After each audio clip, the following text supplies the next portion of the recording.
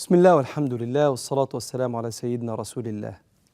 مع كل يوم بيعدي من رمضان بفكرك أخبار حال قلبك إيه مع القرآن. مش هسألك قريت قد إيه، لكن هسأل نفسي وهسألك إيه اللي استوقفك النهاردة وأنت بتقرأ القرآن؟ إيه الآية اللي وقفت كده وقلت ربنا بيكلمني وهذه الآية فيها رسالة من الله؟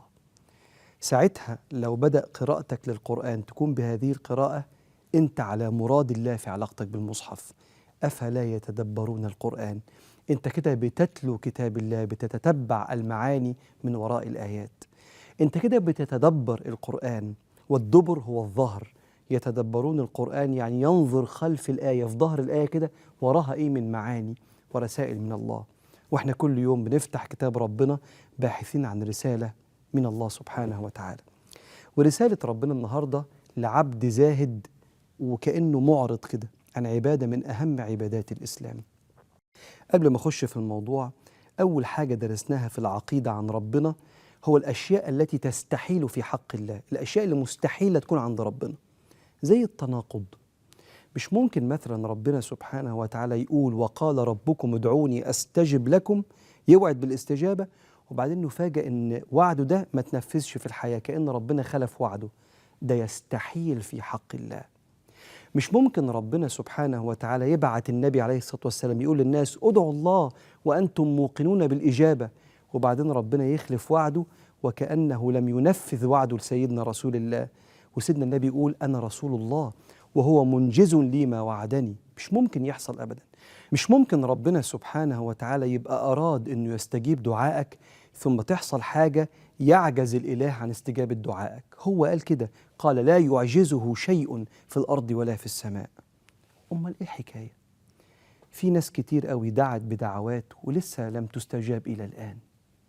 فلما لم تستجاب حصل له شيء يشبه الزهد كده، خلاص ما بقاش الدعاء بابه للنجاة في الدنيا.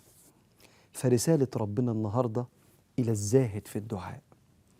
تعرف ربنا ليه خلق الاحتياج عند الإنسان؟ هذا الإنسان اللي ربنا خلاه يصعد القمر ويصنع أشياء دقيقة، في حاجات كتير جدا في حياته ما بيعرفش يعملها إلا بعون من الله، بل كل شيء ما يعرفش يعمله إلا بعون من الله. ليه الإنسان بيشعر بالعجز وعنده احتياجات؟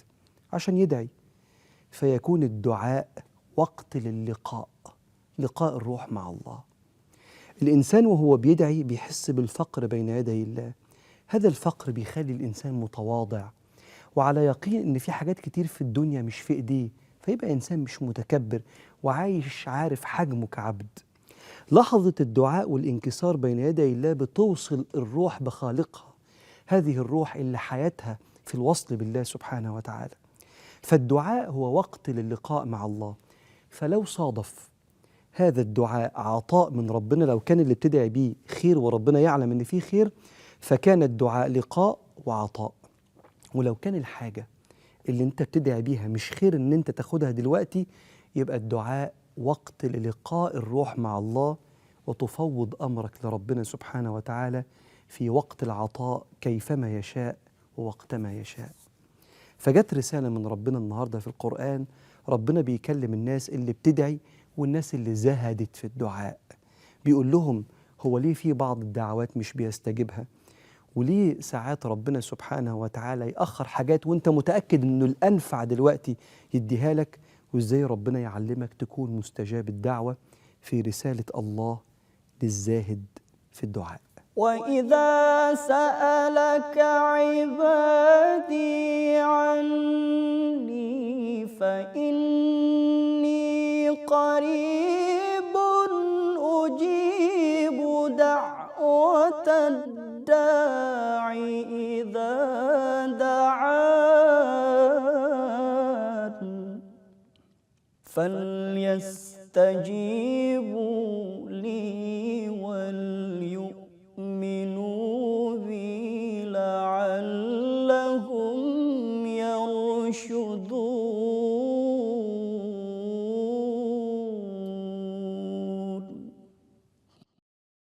لأن أصناف الناس اللي مننا اللي بطلت تدعي أصناف متعددة، هو مش صنف واحد. والقرآن لأنه دقيق وربنا سبحانه وتعالى حب إن هو في رسالته للزاهد في الدعاء يشاور لنا على الأصناف دي ويكلمهم في القرآن. علشان كده احنا قسمنا بعد رؤيتنا لكتاب ربنا سبحانه وتعالى واتكلم ازاي في الموضوع ده، تقسمه لأربع أصناف. الصنف الأولاني الزاهد في الدعاء اسمه متوهم الاكتفاء.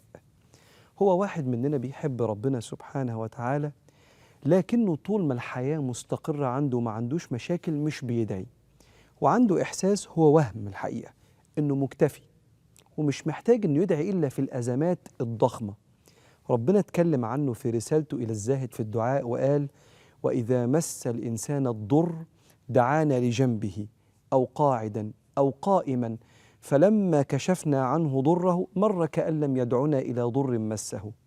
الأصل في حياته إنه مش بيرفع إيديه لربنا سبحانه وتعالى إلا في الأزمات الطاحنة.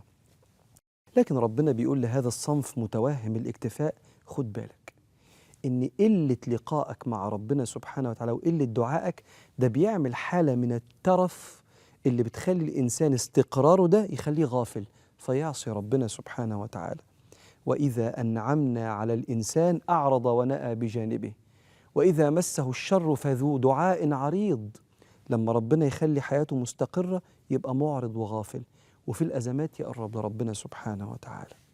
وكمان ربنا سبحانه وتعالى قال للمتوهم الاكتفاء: مش أنت حياتك مستقرة؟ ادعي بالعافية. العافية هي بقاء النعمة. كان سيدنا رسول الله عليه الصلاة والسلام يقول: اللهم إني أعوذ بك من زوال نعمتك وفجأة نقمتك وتحول عافيتك. إن العافية والسكينة والاستقرار يروح ومن جميع سخطك. فكأن ربنا سبحانه وتعالى بيقول لمتوهم الاكتفاء: يا اللي بتدعي في الأزمات بس، أنت قلة دعائك هيخليك غافل عني والاستقرار بعدك عني. وكمان إذا كنت مش عايز تدعي بحاجة ناقصاك، كل حاجة مستقرة، ادعي ببقاء الأشياء دي ولا تتوهم أنك مكتفي. بس على فكرة، اللي بيدعي في الأزمات بس ده عبد صالح، وربنا بيستجيب دعائه وبينجيه دايما، لكنه هو اللي حارم نفسه من وقت اللقاء. الصنف الثاني من الزاهدين في الدعاء هو الشخص اليائس من الأسباب. ساعات كده الواحد بينسى ويخضع قدرة ربنا لقدرة البشر. يعني أنا عشان أعمل شيء معين، أنجز مهمة معينة، هستعين ببعض الأسباب والأشخاص. لو اتقفلت في وشي أبقى عاجز. ربنا مش زيي. ربنا سبحانه وتعالى هو اللي بيخلق الأسباب. فساعات البني آدم تتقفل قدامه أسباب إنجاز شيء معين، فيجي يدعي بقلب كده مش مقبل على الله، وساعات ما يدعيش، كأنه بيقول لنفسه يعني ربنا هيعملها إزاي يعني، فما يدعيش. فحكى لنا ربنا سبحانه وتعالى في القرآن في رسالته للزاهد في الدعاء الصنف ده اللي هو اليائس من الأسباب، قصة إنسان صالح. الأسباب كانت مقفولة، قال له: يا رب عشان اتقفلت هدعيك أنت، عشان أنت على كل شيء قدير. ذكر رحمة ربك عبده زكريا إذ نادى ربه نداء خفيا قال ربي، بص بقى مفيش أسباب خالص، ربي إني وهن العظم مني، عجزت جدا، واشتعل الرأس شيبة، ولم أكن بدعائك ربي شقيا، مش هضيع وأنا معاك، وإني خفت الموالي من ورائي، وكمان وكانت امرأتي عاقرة فهب لي من لدنك وليا، عايز ابن يرثني، يرث النبوة، يرثني ويرث من آل يعقوب واجعله ربي رضيا، وكمان عايز ابن جميل وطيب. يا زكريا إنا نبشرك بغلام اسمه يحيى لم نجعل له من قبل سميا قال ربي أنى يكون لي غلام وكانت امرأتي عاقرا وقد بلغت من الكبر عتيا. كان كسر 90 ومراته كمان كانت عجوزة جدا. والعلماء هنا بيقولوا هو سيدنا زكريا بيقول أنى عشان شاكك، ولا أن المتعلم؟ قالوا المتعلم. أن يكون لي غلام يعني يا رب هتصغرني وتشفيها ولا هتعمل إيه؟ قال كذلك وانت عجوز وهي عاقر. قال كذلك قال ربك هو علي هين وقد خلقتك من قبل ولم تك شيئا. لما ما كانش فيه أسباب خلقتك. فكأن ربنا بيقول للصنف الثاني اللي يأس من الأسباب: ادعيني حتى لو اتقفلت، لأني أنا الله القادر على خلقة الأسباب، إن الله على كل شيء قدير. أمن جعل الأرض قرارا وجعل خلالها أنهارا وجعل لها رواسي وجعل بين البحرين حاجزا أإله مع الله بل أكثرهم لا يعلمون أمن يجيب المضطر إذا دعاه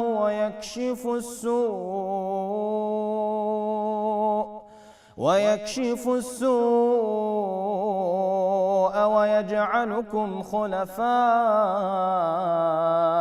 الأرض أإله مع الله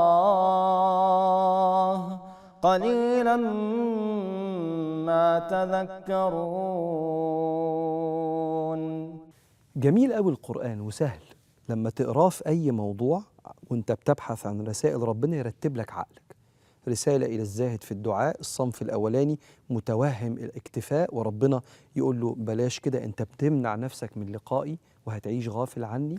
وبعدين اليائس من الأسباب، ربنا يحكي له قصة عبد صالح نبي سيدنا زكريا وإزاي ما كانش فيه أسباب ومع ذلك لجأ لربنا سبحانه وتعالى.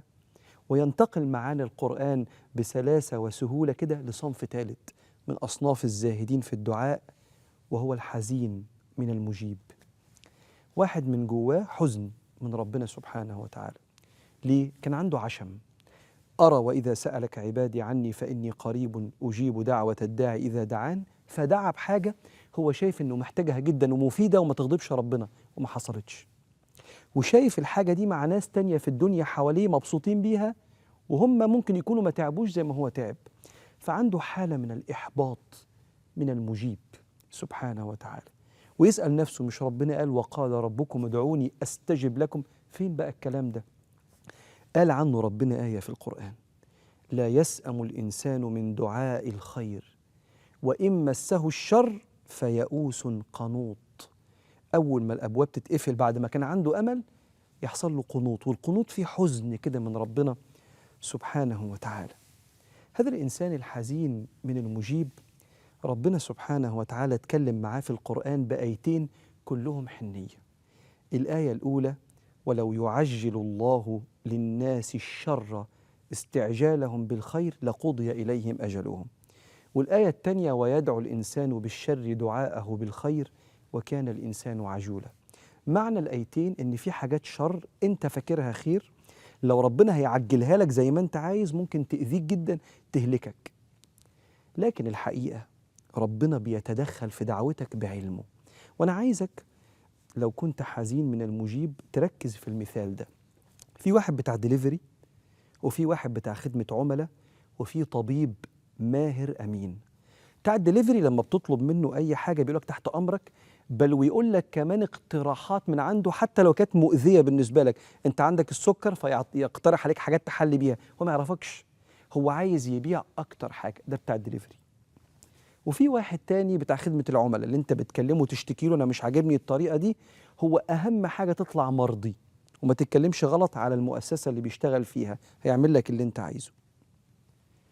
وفي واحد تالت هو طبيب ماهر أمين، تطلب منه حاجة يرفضها لأنها عكس مصلحتك، تطلب منه حاجة يتدخل بعلمه فيك اللي أنت ما تعرفوش وخبرته فيك وفي غيرك اللي أنت ما تعرفهاش، ويبدأ يقول لك آه ولا. حتى قال صلى الله عليه وسلم بيعلمنا بالسنة، والسنة مكملة للقرآن، قال عليه الصلاة والسلام: إن الله لا يحمي عبده من الدنيا وهو يحبه كما تمنعون مريضكم من الطعام والشراب خوفا عليه. رواه الإمام الحاكم في المستدرك.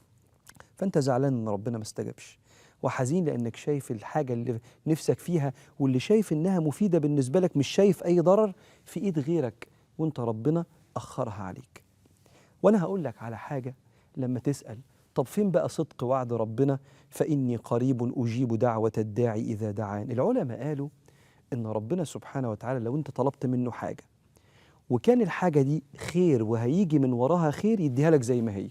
عايز أشتغل في الحتة دي علشان يبقى معايا فلوس ومستقر، لو الاتنين دول خير فعلا اتفضل. طب لو الحاجة اللي انت طلبتها دي شر بس وراها خير، يعني عايز تشتغل هنا علشان الاستقرار، ربنا ما يشغلكش في الحتة دي لأنها شر بالنسبة لك، بس ترزق الاستقرار، يبعت لك حاجة تانية فيها استقرارك. أو يتدخل التدخل الأكبر بعلمه إن لا وقت خير ولا وقت استقرار، الوقت ده بالنسبة لك الأنفع والأنسب والأخير ليك تفضل في بعض التحديات عشان تكون جواك مهارات علشان الفتح جاي بعدين. ولا يبقى للعبد هنا إلا الاستسلام والتسليم لحكمة العليم الخبير. أنت ربنا سبحانه وتعالى إذا رضيت بيه ربا ليك فهو مدبر لرزقك وحالك. فيا حزين من المجيب سلم نفسك لله وهيوصلك لكل خير، ودي رسالة ربنا ليك لو كنت زاهد في الدعاء.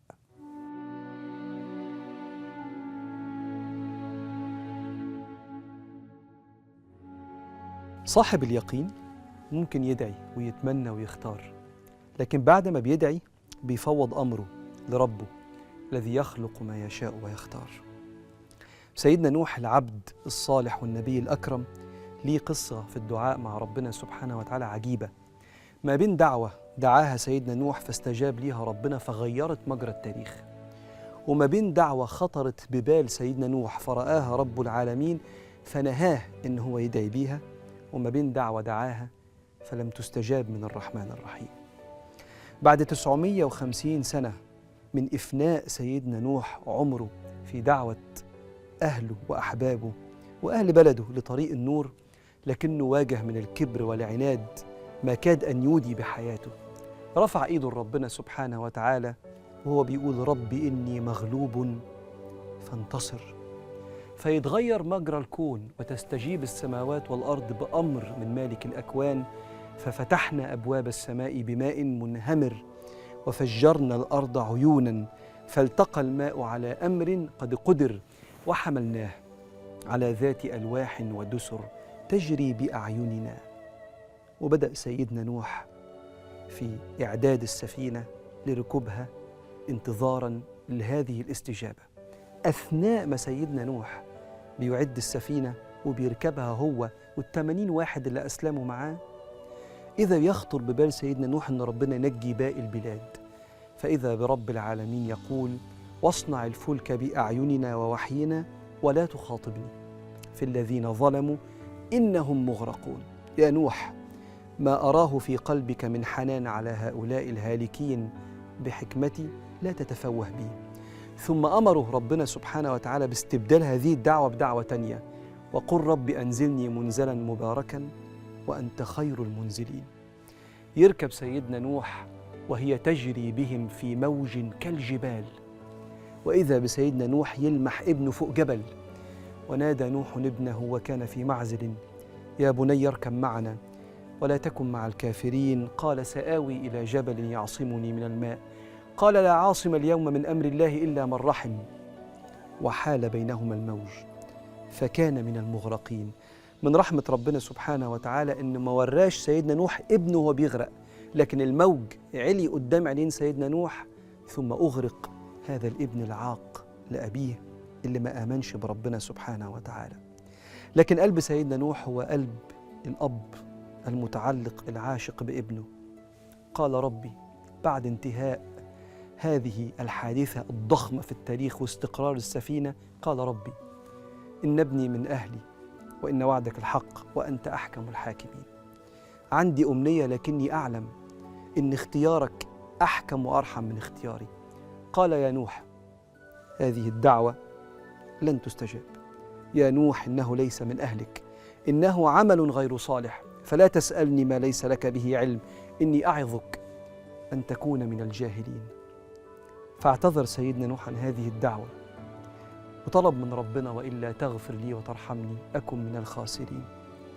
واستقر سيدنا نوح وبدأ من الأول وجديد ويستكمل أبناء سيدنا نوح ووراث سيدنا نوح من الصالحين اللي تعلموا منه هذه المعاني في الدعاء، يستكملوا رحلتهم في دعاء ربنا سبحانه وتعالى والطلب منه أي شيء يخطر ببالهم أو أي أمنية في الدنيا لا يستعظموها على قدرة الملك، لكن بعد ما يدعوا يفوضوا أمرهم لربنا سبحانه وتعالى وهم يعلمون يقينا أنه أعلم بهم من أنفسهم وأرحم بهم من أنفسهم وأحن عليهم من أمهاتهم.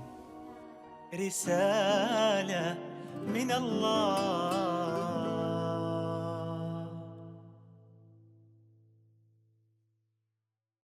رسالة من الله.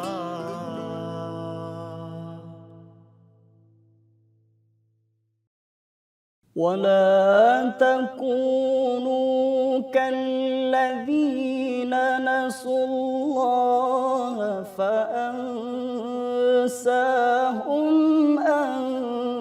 أنفسهم أولئك هم الفاسقون.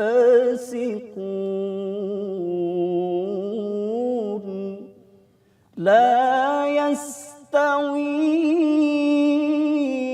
أصحاب النار وأصحاب الجنة.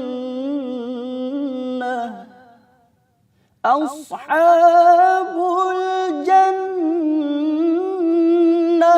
هم الفائزون.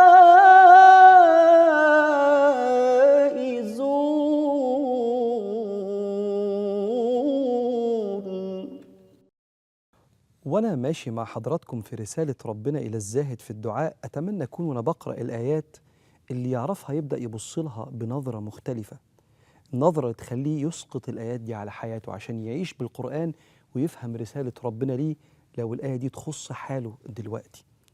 واللي ما بيقراش قرآن خالص يبدأ يعرف إن القرآن بيوصف شخصيتك ويحللها عشان يديك حلول للمشاكل اللي بتواجهك في حياتك والطموحات اللي نفسك تحققها. ولقد يسرنا القرآن للذكر فهل من مدكر. يبقى متوهم الاكتفاء واليائس من الأسباب والحزين من المجيب، دول 3 أصناف في رسالة ربنا للزاهد في الدعاء. ناقص صنف رابع وهو الخجول من نفسه. في واحد عنده غلطات كتير في حق ربنا فمش قادر يوري ربنا وشه، بالتعبير المصري البسيط مش عارف يرفع ايديه. أنا ياما غلطت وياما أغضبت ربنا، أوريه وشه إزاي وأدعي إزاي ربنا سبحانه وتعالى. وهنا ربنا سبحانه وتعالى عشان الفكرة دي ما تجيش في قلبك قال لك أشهر آية في الدعاء في القرآن في سورة البقرة: وإذا سألك عبادي عني فإني قريب أجيب دعوة الداعي إذا دعان. العلماء بيقولوا وإذا سألك عبادي، كلمة عبادي يعني الناس الصالحين اللي بيسألوا النبي عن ربنا، اللي مهتمين بربنا سبحانه وتعالى. لو سألوك عني قل لهم أنا بجيب دعوة أي حد، مش العباد، أي حد. وإذا سألك عبادي عني فإني قريب أجيب دعوة، مش العباد، الداعي. أي داعي بيدعي، لدرجة أن سيدنا رسول الله يقول اتقي دعوة المظلوم وإن كان كافرا. شوف سيدنا النبي يقول لك إيه، وكأن الجميع دعوته مستجابة بالكيفية اللي اتكلمنا عليها من شوية، بالأخير ليك. فما تبصش لنفسك، بص الكرم ربنا سبحانه وتعالى. انت عارف مين الوحيد اللي هيدعي وربنا مش هيستجيب له؟ الشخص اللي ما اعترفش بوجود ربنا لما يخش النار. وقال الذين في النار لخزنة جهنم ادعوا ربكم يخفف عنا يوما من العذاب قالوا أولم تك تأتيكم رسلكم بالبينات قالوا بلى قالوا فادعوا وما دعاء الكافرين إلا في ضلال. الدعوة الوحيدة اللي هتوه في النار هي دعوة الكافر اللي ما اعترفش بربنا انه يطلع من النار او يخفف عنه. اما طول ما احنا عايشين وكلنا موحدين باذن الله فادعي وتيقن، زي ما قال لك ابن عطاء الله. العلماء زمان قرأوا القرآن وفهموا الكلام ده فألفوا حكم متمشية مع رسائل ربنا سبحانه وتعالى في القرآن. ابن عطاء بيقول لك لا يكن تأخر أمد العطاء، يعني وقت العطاء، مع إلحاحك في الدعاء موجبا ليأسك، فإن الله ضمن لك الإجابة فيما يريد لا فيما تريد، وفي الوقت الذي يريد لا في الوقت الذي تريد. لو أنت متأكد أن ربنا أعلم بيك من نفسك وأرحم بيك من نفسك فادعي بما أوتيت من قلب وإقبال وسلم أمورك للحكيم. افتكر الست اللي كانت كاتبة نشرة قصتها على الفيسبوك عشان الناس تتعلم منها، انها كانت بتحب شاب في الجامعة وبعدين حربت أهلها عشان تتجوزه، هم كانوا بيقولوا مش بيتحمل مسؤولية. قعد يدور شويه على شغل في البلد ما لقاش، قام طالع على انجلترا واخدها معاه وسهر هناك بقى وستات وحاجه صعبه جدا. فبدات تقول يعني يا رب انا يعني اتجوزت على سنه الله ورسوله، يا رب رجع لي جوزي. ما لقاش شغل في انجلترا، قام قعد يدور على شغل في امريكا وسابها. قامت مروحه لوالدتها، رجعت تاني هنا وراح هو في امريكا على امل بتدعي ان يا رب يلاقي شغل كويس ويبعت لي اروح له. تدعي كل يوم. بعد 3-4 شهور بعت لها ورقه الطلاق على البيت. بتقول حسيت بالنقمه، انا عمال ادعي وما غلطتش وما عملتش حاجه وربنا يعمل فيا كده. فامها ادتها القران، ففتحت على سوره الطلاق: ومن يتق الله يجعل له مخرجا ويرزقه من حيث لا يحتسب ومن يتوكل على الله فهو حسبه إن الله بالغ أمره قد جعل الله لكل شيء قدرا. بتقول فعرفت إن دعائي اللي طلع لربنا ده ليه قدر عند ربنا، في وقتها يستجيب. أجمل حاجة طبعا إن الست دي بتحكي قصتها بعد ما عدت السنين واتجوزت وخلفت واستقرت، بصت على ورا إن الحمد لله إن ربنا ما استجابش دعوتي، وكأنها بتتوب لربنا بشكل علني: أنا أسفة يا رب إني دعيتك وأسأت الظن إن أنت سبتني. فبحكي القصة للناس. فاسكن إلى أقدار الله. ولو كنت من الأصناف الأربعة اللي الرسالة من الله إلى الزاهد في الدعاء كنت واحد منهم، أديك سمعت من ربنا سبحانه وتعالى الكلام الحنين اللي بيقول لك خليك معايا في وقت اللقاء ووقت اللقاء ووقت الدعاء. في نظرية علمية اسمها الدوائر الإيجابية. النظرية دي بتقول إن كل إنسان حواليه 3 دوائر في حياته. الدائرة الأولى هي دايرة السيطرة أو الكنترول. الدايرة دي فيها كل الحاجات اللي أنا أقدر أسيطر عليها تماماً. حواليها دايرة تانية اسمها دايرة التأثير، فيها كل الأمور اللي أنا أقدر أثر عليها بقول أو بفعل أو بحركة. وبعدين يليها دايرة اسمها دايرة الاهتمام، ودي الدايرة اللي فيها كل حاجة أنا مهما عملت أنا مهتم بيها وشايف نتيجتها، بس أنا مفيش في إيدي حاجة أقدر أعملها تأثر عليها بشكل مباشر. لو هنتكلم على الدعاء بالنسبة للإنسان يقع 100% جوه دايرة السيطرة بتاعته، زيه زي أي عمل أنا أقدر أخده. أنا لما بعوز أوصل لأي حاجة ببتدي أخد خطوات عملية. الدعاء ده من أول الخطوات اللي أنا أقدر أخدها عشان أوصل.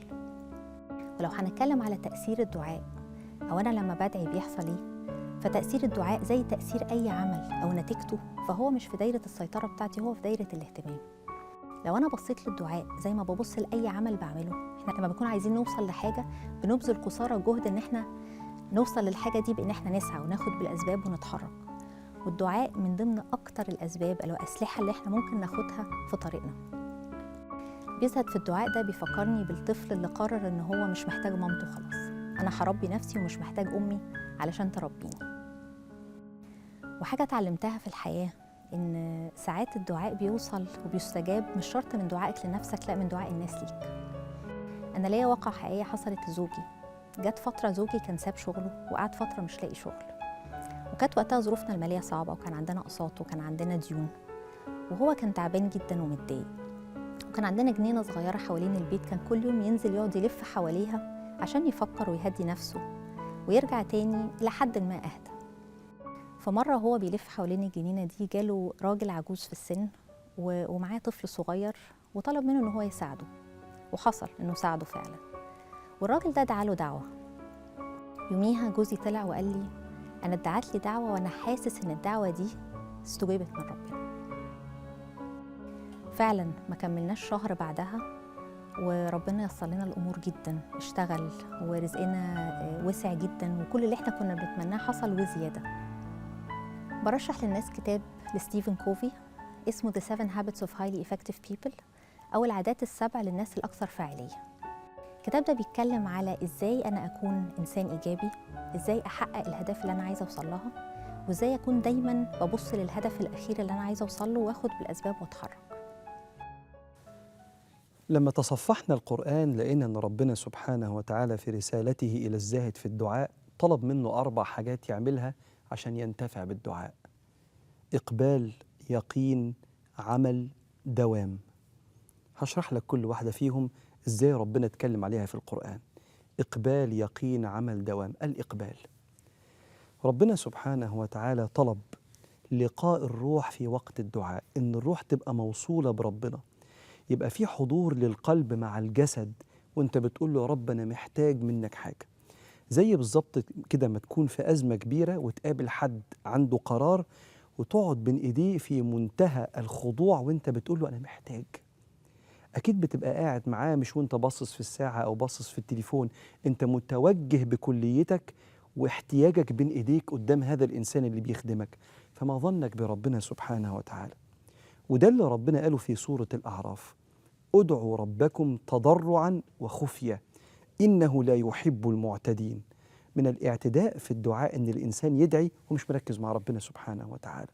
ادعوا ربكم تضرعا وخفية إنه لا يحب المعتدين ولا تفسدوا في الأرض بعد إصلاحها وادعوه خوفا وطمعا إن رحمة الله قريب من المحسنين.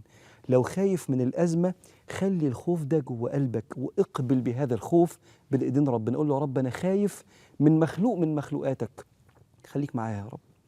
أو طمعا لو نفسك في حاجة من أرزاق الدنيا أو فتح من فتوحات الدنيا، روح بالطمع ده بالقلب الطمعان في ربك سبحانه وتعالى حاضرا بين يدي الله.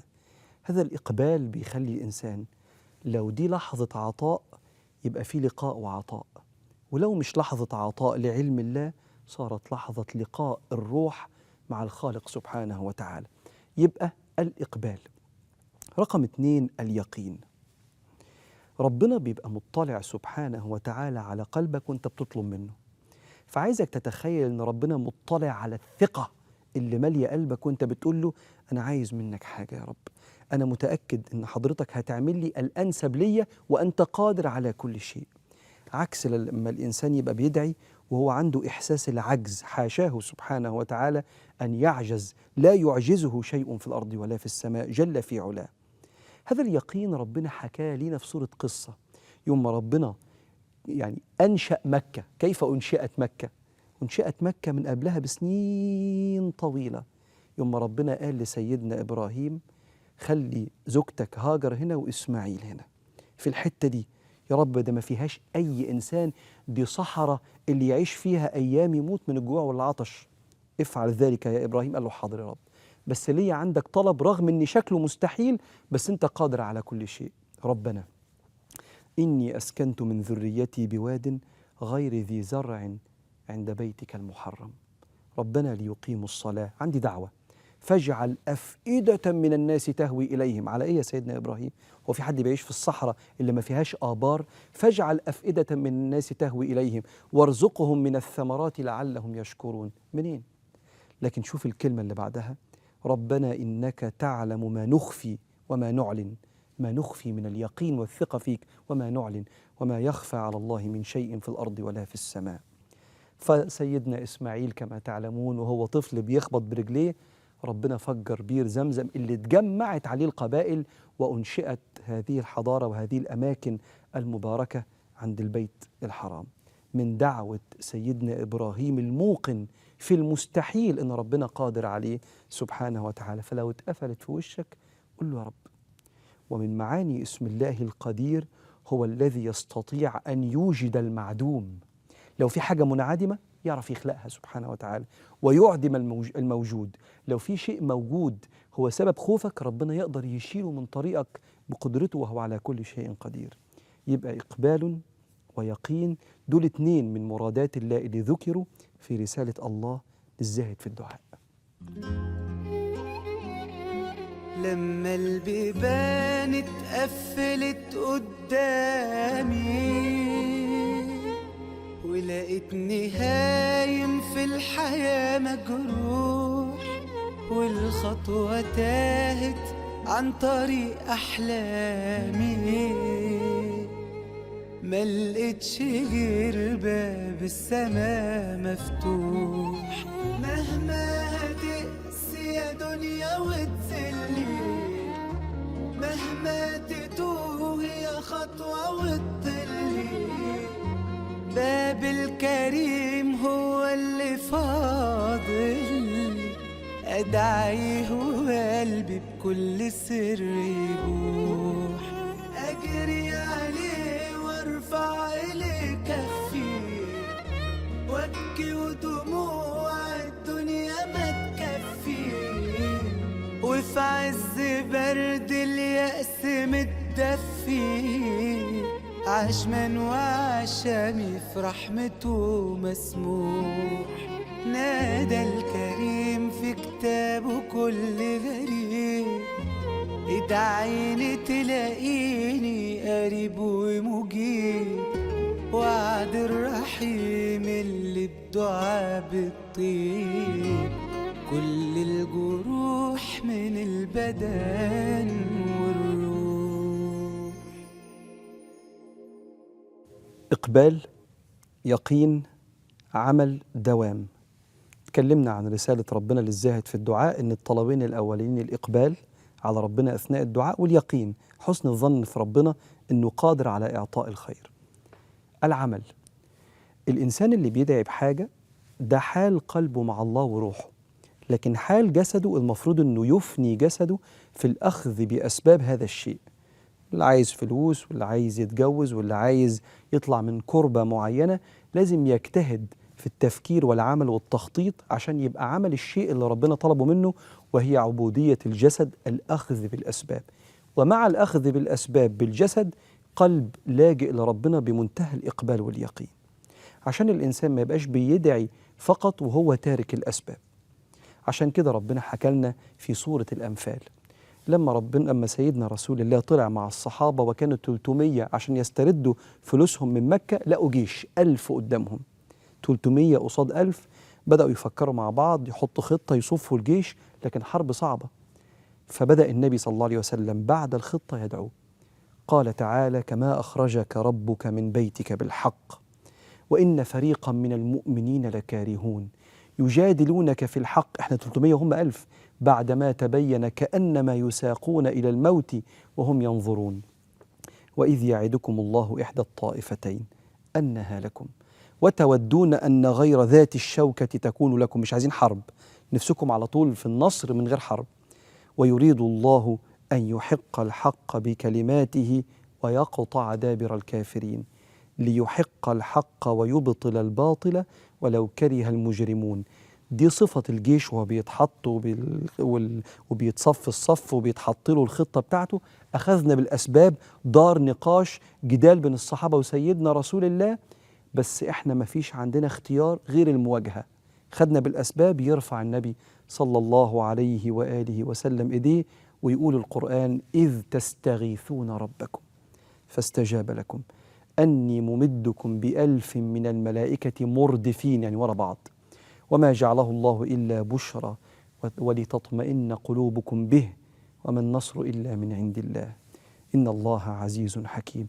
استجاب ربنا لاستغاثة النبي بعد الأخذ بالأسباب، حتى لو الأسباب قليلة وإحنا 300 وهم 1000، لكن عمل ثم استغاثة تأتي الإجابة من الله. المطلب الرابع في رسالة ربنا للزاهد في الدعاء هو دوام الدعاء. إذا كان الدعاء هو وقت للقاء مع ربنا، فربنا يحب يقابلك في كل وقت. عشان كده أوقات استجابة الدعاء مقسمة على اليوم، في السجود وبعد الصلوات وأثناء الأذان وفي الثلث الأخير من الليل ولما تتوضأ وعند نزول الأمطار، كأن ربنا يحب يقابلك في كل لحظة. وربنا وصف أنبياءه في سورة الأنبياء: إنهم كانوا يسارعون في الخيرات ويدعوننا رغبا ورهبا وكانوا لنا خاشعين. في رسالة واضحة لكل اللي بيقرأ القرآن إن صفة الأنبياء إن أي حاجة بيرغبوا فيها كبيرة أو صغيرة بيدعوا ربنا، وأي حاجة بيرهبوا منها كبيرة أو صغيرة بيدعوا ربنا سبحانه وتعالى بمنتهى الإقبال، رغبا ورهبا وكانوا لنا خاشعين. عشان كده تلاقي سيدنا رسول الله والسنة والقرآن وحي، وكلاهما بيعلموك ربنا أراد منك إيه. تلاقي سيدنا النبي عليه الصلاة والسلام أغلب أذكاره أدعية، سموها أذكار الحال. يصحى الصبح النبي عليه الصلاة والسلام يقول: اللهم إني أسألك خير هذا اليوم وخير ما فيه، أعوذ بك من شر هذا اليوم وشر ما فيه. ينزل النبي صلى الله عليه وسلم من بيته: اللهم إني أعوذ بك أن أضل أو أضل أو أزل أو أزل أو أظلم أو أظلم أو أجهل أو يجهل علي. يركب النبي الدابة: بسم الله والحمد لله سبحان الذي سخر لنا هذا وما كنا له مقرنين وإنا إلى ربنا لمنقلبون. أذكار كلها أدعية لغاية ما يخش النبي صلى الله عليه وسلم في آخر اليوم ينام: باسمك ربي وضعت جنبي وبك أرفعه فإن أمسكت نفسي فارحمها وإن أرسلتها فاحفظها بما تحفظ به عبادك الصالحين. الدعاء على الدوام. دي كانت رسالة ربنا سبحانه وتعالى للزاهد في الدعاء: يقين وإقبال وعمل ثم دوام. وسيظل القرآن منهج لبناء الحياة، وشمس لكل باحث، وراحة لكل مهموم، وطوء نجاة لكل حائر. اللهم صل وسلم وبارك على سيدنا محمد كما ينبغي لقدره ومقداره العظيم. اللهم أنت المدعو فلا يدعى غيرك ولا يرجى إلا خيرك. اللهم لا تقطع حبل رجائي ولا تمنع عن بابك دعائي. اللهم إني برئت إليك من حولي وقوتي واستعنت بحولك وقوتك. اللهم لو كانت أبواب المخلوقين مغلقة الأقفال وقلوبهم مشتتة الأحوال فلا تجعل بفضلك وكرمك إلى أبوابهم رجوعي، ولا على أحوالهم خضوعي، ولا على أقوالهم توكلي، واجعل توكلي عليك، إنك أنت العالم بكل شيء والقادر على كل شيء. اللهم إني أبرأ إليك من الثقة إلا بك، ومن الأمل إلا فيك، ومن التسليم إلا لك، ومن التفويض إلا إليك. اللهم يا ربي تتابع برك علينا، ووصل خيرك إلينا، وعظم قدرك، وتناهى إحسانك، وصدق وعدك، ولم تبقى حاجة إلا وقد قضيتها أو تكفلت بقضائها. فاللهم اختم لنا بالرضا والمغفرة لذنوبنا، إنك أنت أهل ذلك والقادر عليه.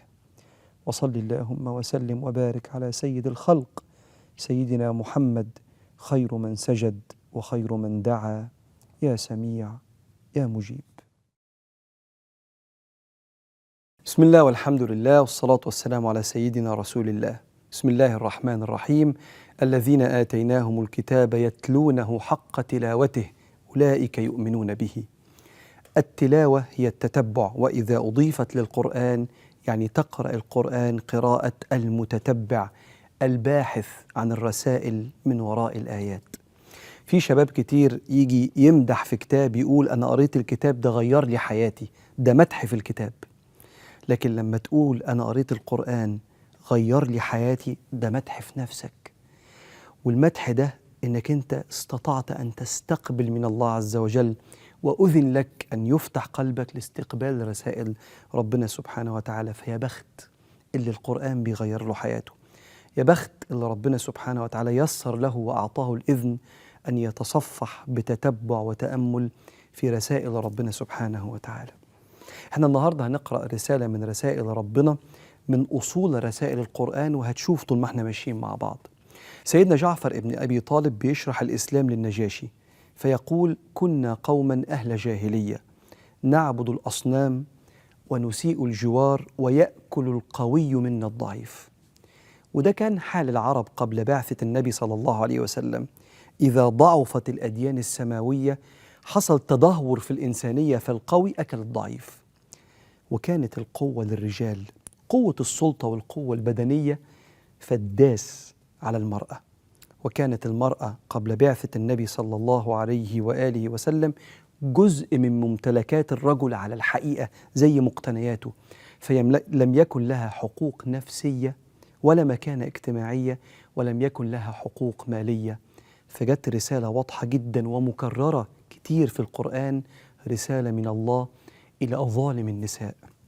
وسبحان الله، ربنا سمى الراجل اللي بيظلم الست الذي يظلم نفسه، مش بيظلم الست، ده كده هيقابل ربنا وهو ظالم نفسه.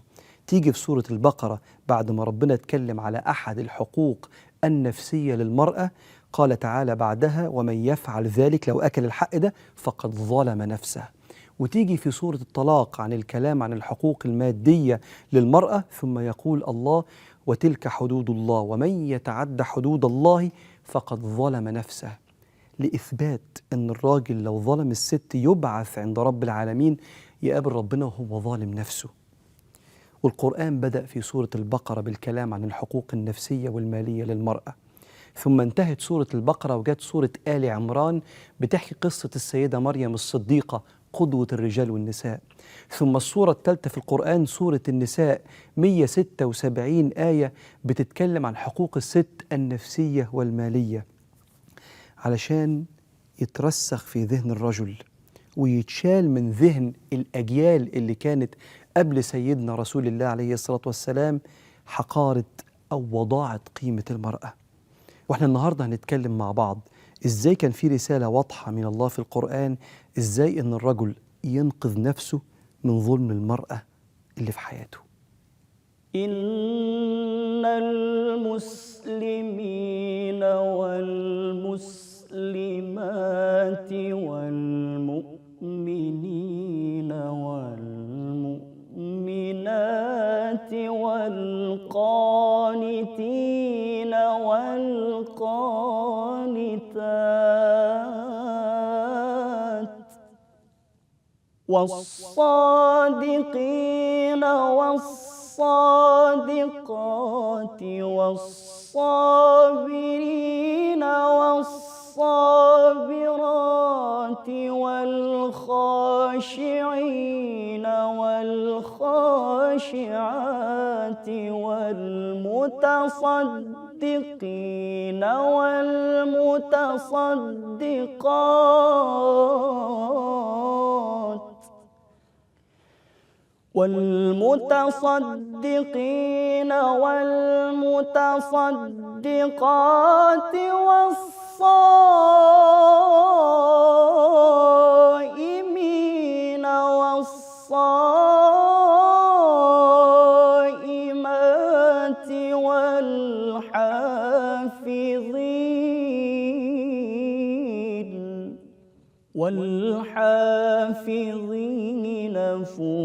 فروجهم والحافظات والذاكرين الله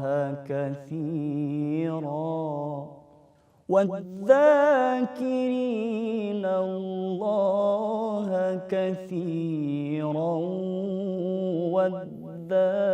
والذاكرات أعد الله لهم مغفرة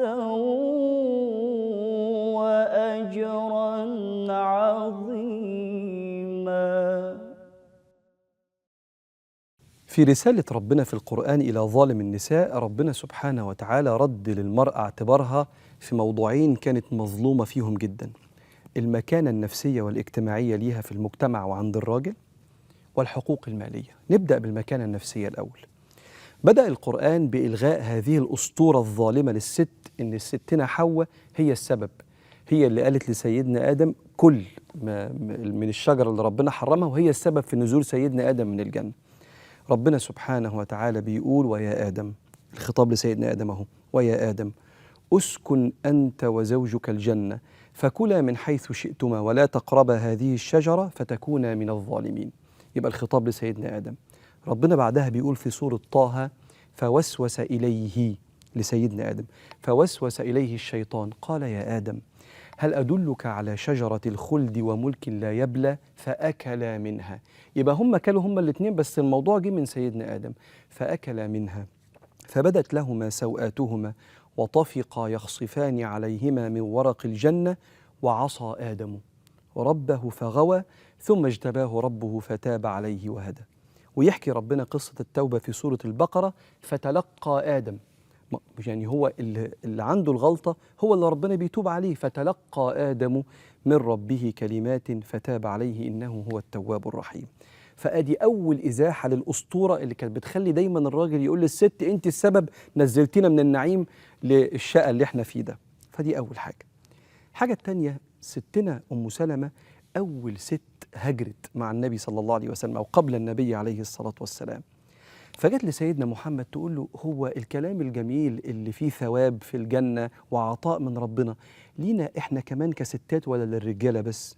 وكأن في موروث اجتماعي إن الست ملهاش قيمة، وإن الراجل هو اللي ليه كل حاجة من ربنا، وهي الست جاية معاه كده إيه، مع البيعة زي ما بيقولوا يعني.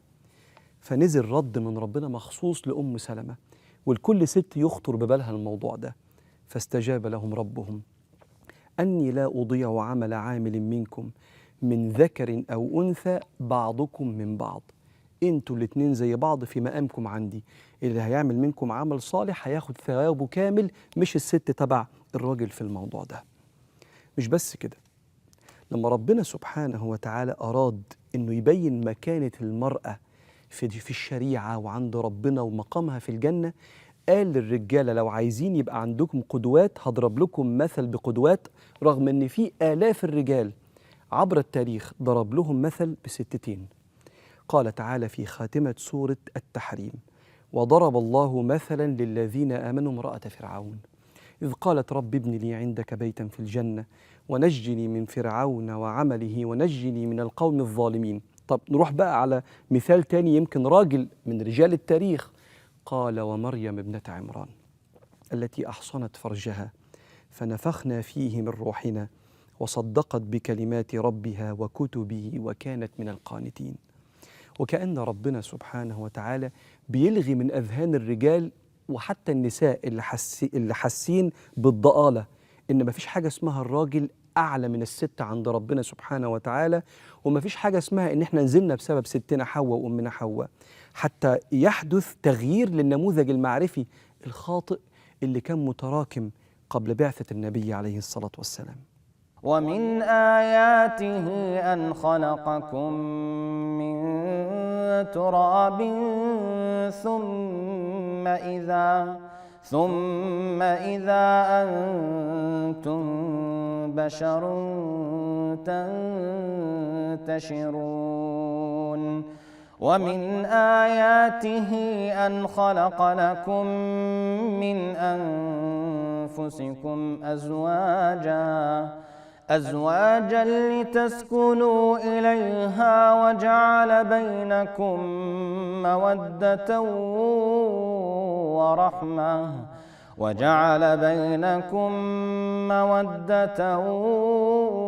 ورحمة إن في ذلك لآيات لقوم يتفكرون. ومن آياته خلق السماوات والأرض واختلاف ألسنتكم وألوانكم إن في ذلك لآيات للعالمين.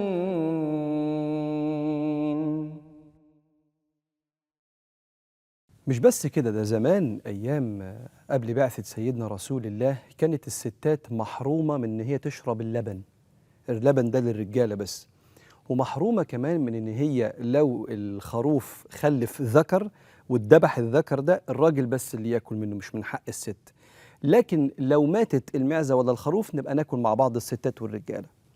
فأنزل رب العالمين القرآن يتوعد لهذا الفهم اللي بيحقر من شأن المرأة. وقالوا ما في بطون هذه الأنعام خالصة لذكورنا، اللبن يعني، ومحرم على أزواجنا وإن يكن ميتة فهم فيه شركاء سيجزيهم وصفهم إنه حكيم عليم. تفسير ده تفسير سيدنا ابن عباس، كان بيحكي إيه اللي بيحصل قبل ما يجي النبي صلى الله عليه وسلم وينقذ المرأة من الهوان اللي كانت عايشة فيه قبل بعثة سيدنا رسول الله، اللي هو عايزة تشرب بق لبن ولا حاجة، لا معلش أصل أنت ست. لكن لو الخروف ده ميت وهناكله وهو ميت ممكن الست تبقى تاكل معانا. سيجزيهم وصفهم إنه حكيم عليم. من حوالي شهر تقريبا أحد مشايخنا زارني في البيت، وبعدين شاف بنتي فدها السبحة بتاعته. طبعا سبحة الشيخ دي بالنسبة لنا غالية جدا، فبعد طبعا مع مولانا مشي قمت جايب بنتي هات السبحة، وإيه بقت سبحتي خلاص. وبعدين بعت للشيخ صورة كده إن السبحة في إيديا، فبعت لي بيقول لي أنت مستلفها منها ولا واخدها؟ قلت له طبعا لا. قلت له يا مولانا خدتها طبعا، أنت ومالك لأبيك. قال لا، أنت ومالك لأبيك في حق الولد، أما في حق البنت فأنت ومالك وحياتك لابنتك.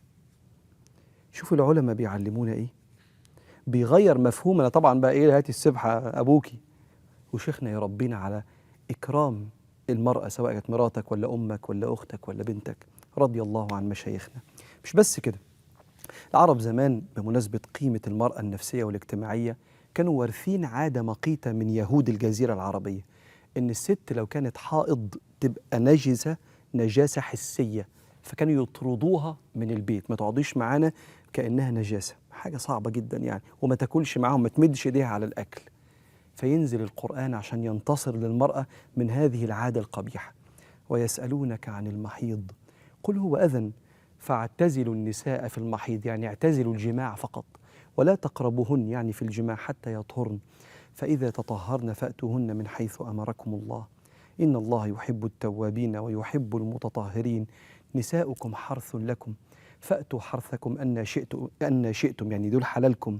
وقدموا لأنفسكم، لما تيجي في علاقتك مع مراتك قدم الحب قبل الشهوة، لأن الست تحب الحب أكثر ما تحب دخلة الرجل العنيفة لقضاء شهوته. وقدموا لأنفسكم واتقوا الله واعلموا أنكم ملاقوه وبشر المؤمنين. اتقي ربنا في الست دي اللي لما كنت بتقول عليها حائض تطردها بره البيت. سبحان الله، لدرجة إن ستنا عائشة في يوم من الأيام سيدنا النبي بيقول لها هاتي لي الجلابية بتاعتي من حتة، فقالت يا رسول الله إني حائض. شوف الفكرة، هو أنا ينفع ألمس الجلابية بتاعتك وأنا حائض؟ ده ما يعملش نجاسة في الجلابية، إني حائض. قال ليست حيضتك في يدك. كأن السنة بتفسر القرآن. مش بس كده، بمناسبة المكانة الاجتماعية والرسالة من الله علشان تنقذ الست من هذا التضاؤل الاجتماعي والنفسي. زمان سيدنا ابن عباس بيقول إن الست كانت جزء من ممتلكات الرجل عند العرب، فلو مات الراجل بيسيب مواريث ليه من ضمنها مراته، فيجي ابنه يورث مراته. يعني أنا أورث حاجة أبويا، عربيته ولا اللبس بتاعه ولا الكنبة بتاعته، وبالمرة أورث مراته كمان. فينزل القرآن يقول يا أيها الذين آمنوا لا يحل لكم أن ترثوا النساء كرها. يعني إيه تورث إنسانة أصلا؟ يعني علشان يعلم الدنيا أن هذه المرأة لا تقل عن الرجل، وأن ظلم المرأة ده من ظلم الإنسان لنفسه، وأن ظلم المرأة من التعدي على حقوق ربنا سبحانه وتعالى. جميل القرآن يجي يعدل الموازين المقلوبة في اجتماعياتنا. وحاجة مش يعني نوع من قلة العلم إن الواحد بعد كده يقول إن الإسلام والشريعة ظلموا المرأة وإن ديننا دين ذكوري. ممكن يكون فهم بعض الناس ذكوري، لكن ربنا سبحانه وتعالى بعت رسالة في منتهى الوضوح لإرجاع المرأة للمكانة الاجتماعية والنفسية، وأنها لا تقل عن الرجل. لدرجة أن سيدنا قيس بن شماس أحد الصحابة قعد يضرب مراته السيدة جميلة بنت عبد الله بن أبي بن سلول لغاية ما كسر لها إيديها. فجاء أخوها يشتكي للنبي عليه الصلاة والسلام، فقال النبي صلى الله عليه وسلم خذ ما لك عليها، يعني خذ بقى مهرك والمؤخر والكلام ده يا قيس، والحقي بأهلك. إذا كنت هتضرب مراتك لغاية ما تكسر عظمها أنت ما تستاهلش الست دي، الحقي بأهلك. في رسالة واضحة من الله ورسوله أن المرأة مكرمة في عين الله.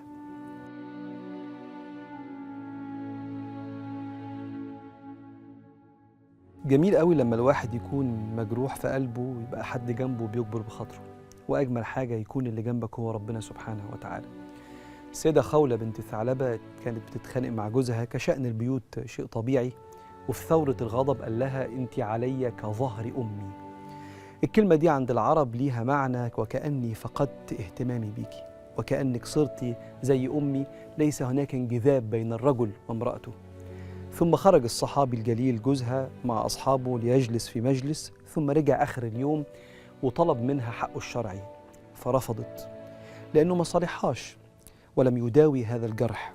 مش بس كده، هي حست إن في شيء يجب أن يحكم فيه رسول الله صلى الله عليه وسلم، فقالت والله لا أدعك تقترب مني حتى يحكم بيننا رسول الله. وراحت لسيدنا النبي عليه الصلاة والسلام في البيت، وقعدت في بيته والسيدة عائشة قاعدة جنبها، لكنها كانت بتتكلم بصوت واطي جدا حفاظا على أسرار البيت. وينزل القرآن قد سمع الله قول التي تجادلك في زوجها وتشتكي إلى الله والله يسمع تحاوركما إن الله سميع بصير. جميل قوي رسالة من الله لهذه المرأة إن ربنا سبحانه وتعالى قريب من قلبك المكسور بالكلمة دي، وبيجبر بخاطرك بقرآن بيتلى إلى يوم القيامة. مش بس كده، ده ينزل قرآن من ربنا سبحانه وتعالى في أحكام رادعة. وأول ما نزل تعليق ربنا سبحانه وتعالى على الكلمة اللي اتقالت. ربنا بيقول الذين يظاهرون منكم من نسائهم ما هن أمهاتهم إن أمهاتهم إلا اللائي ولدنهم وإنهم ليقولون منكرا من القول وزورا. فعلق ربنا من فوق 7 سماوات أن هذه الكلمة الجارحة منكرا من القول وزورا، وإن الله لعفو غفور.